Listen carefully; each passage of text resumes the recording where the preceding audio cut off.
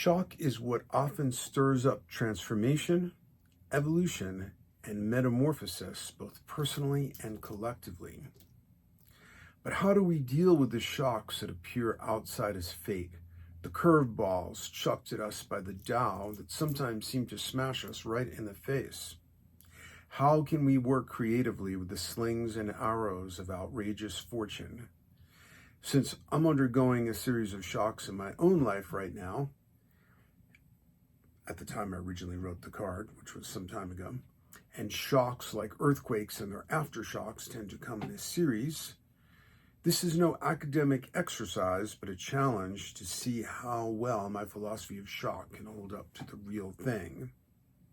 The necessity of shock in the I Ching. First, to avoid taking shocks personally, we must acknowledge that they are inevitable and necessary. Shock is such a well-recognized principle in the I Ching that is not only one of the 64 hexagrams, hexagram 51, shock, thunder, the arousing, but is also one of the 8 trigrams that pair up to create the 64 hexagrams. Shock is a crucial alchemical ingredient needed for personal and collective evolution. Homeostasis and punctuated equilibrium. Why is shock so crucial? One reason is that all organisms are conservative. They dial in an equilibrium, what biologists call homeostasis, and they seek to maintain it. This is a crucial life function because organisms are generally complex, fragile processes that require relatively narrow parameters of environmental conditions such as oxygen levels, temperatures, and food sources.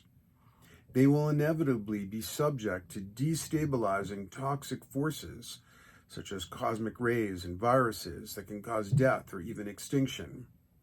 Organisms work indefatigably to try to dial in their niche, to maintain the homeostasis that keeps them going.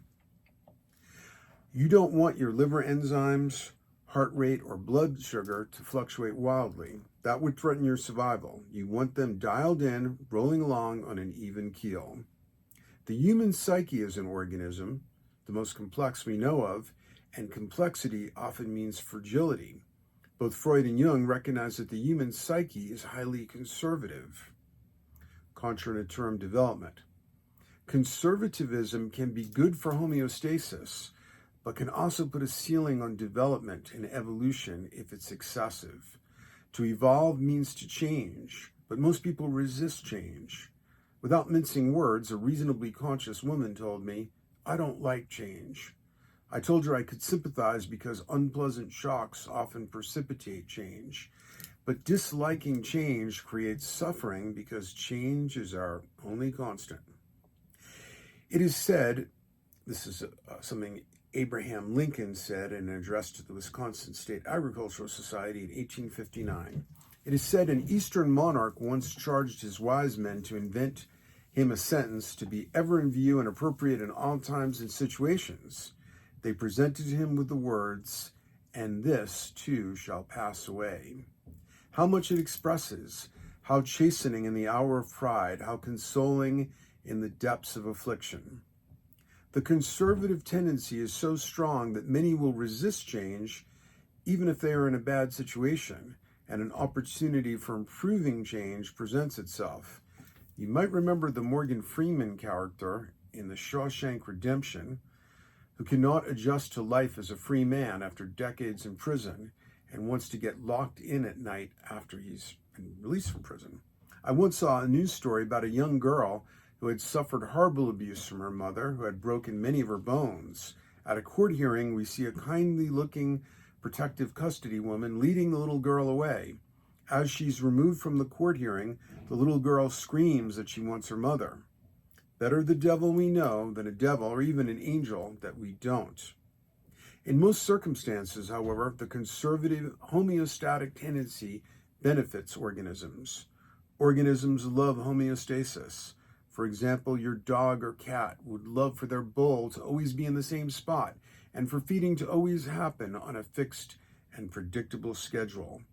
Your body does better with a consistent diet and bedtime.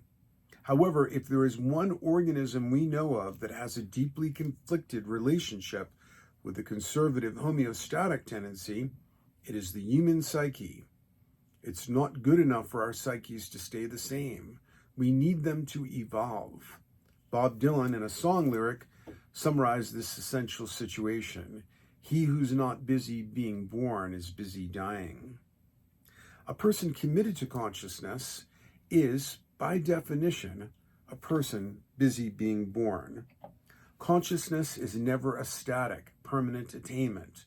More often, it's a moment-to-moment struggle as you fend off tape loops, chaotic emotions and desires, and other forms of psychic entropy that would like to overwhelm your consciousness. On the positive side, the commitment to consciousness can keep you being busy being born for an entire incarnation. Some people are busy being born by the struggle to live a righteous life and the courageous attempt to bring a high degree of compassionately engaged impeccability to bear on every moment. They are busy being born through the continuous growth of their character, soulful relations with others, and a commitment to ethics. But there are a great many people I call the hollow folk who are busy dying. Aside from obviously self-destructive types, such as people suffering from addiction, consider how many people are psychologically stagnant. Their neurotic symptoms and distorted belief systems only become more defined and rigid as they age. They are becoming more mechanical as conditioning increasingly controls their thoughts and actions. For many people, being dominated by acquired conditioning is the default state and may encompass their entire incarnation. Consider how many people are born, live, and die within the thorny confines of a fundamentalist religion. That's from my point of view, of course. From their point of view, they may enjoy a fulfilling life that is given needed structure and mythical dimension through fundamentalist religion. The degree of structure and mythical dimension they inherit is stronger than anything they could have created for themselves. The need for people to be structured from the outside depends on their level of development. From my point of view, it is a very particular blessing if a person is strong enough to find spiritual truth on an individualized path that allows them to live a life of moral and mythical dimensions without the help of a fundamentalist religion. This oracle and the whole Zap Oracle site are designed for such people. The average person tends to tread water, seeks to maintain the status quo and homeostasis, and will change inwardly only in response to drastic outside shock. When shocks occur, the average person takes no responsibility, especially if they're negative shocks, instead believing that he is the victim of bad luck or forces beyond his control. Of course, and also sometimes of an opposing political party.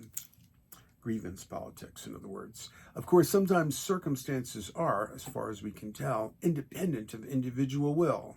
When there are earthquakes or volcanic eruptions, most of us assume that these are caused by geophysical forces and not because there were too many sinners in the land or that God was upset because we failed to massacre the Hittites as instructed or something like that. You can see my philosophy, Dynamic Paradoxicalism, a anti-ism, linked up in the card. Watch it on YouTube if you prefer. For discussion of the dynamic paradox, you create your own reality versus outside reality creates you. Many shocks are self-created. For example, an illness brought on by willful neglect of health and the active abuse of one's body. Especially with self-created shocks, you must get busy being born or else you'll be busy dying. Our lives are highly complex processes. When a shock punctuates equilibrium, systems move toward a lower or higher state of organization. The conscious person seeks to use shocks to reorder themselves, their relationships, and sometimes the larger world in life-affirming ways.